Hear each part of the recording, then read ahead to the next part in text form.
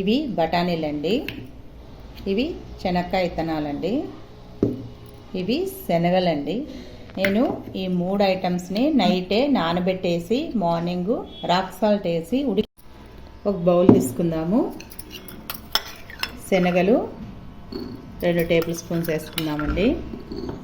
నేను కొలత ప్రకారం ఏం కాదు, మనం ఎన్ని తినగలిగితే బఠానీలు కూడా 2 టేబుల్ స్పూన్స్ వేసేస్తాము.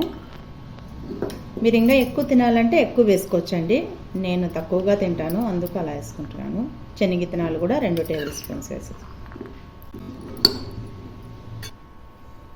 దీంట్లోకి 1 టేబుల్ స్పూన్ సన్నగా తరుక్కున్న క్యారెట్ కూడా వేస్తున్నాను. క్యారెట్ ఏమీ ఎక్కువ వేసుకోవాల్సిన అవసరం లేదు, స్కిప్ చేయొచ్చు. నాకు దోసకాయ అండి, ఇది కూడా 1 స్పూన్ వేసి బాగా కలుపుకుందాము. నేను ఆల్రెడీ దీనిలో ఉప్పు వేసేసుకుని ఉడికించుకున్నాను కాబట్టి నాకు ఉప్పు ఏం అవసరం లేదండి. ఇది బాగా కలుపుకుందాము.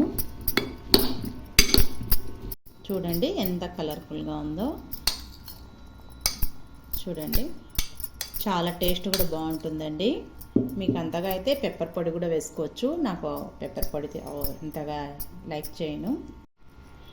లెమన్ అండి, చిన్నది, మన టేస్ట్కి తగ్గట్టు పిండేసుకుందాం. బాగా కలుపుకుందాం. చిన్నగా కొత్తిమీర కూడా కట్ చేసి వేసుకుందాము.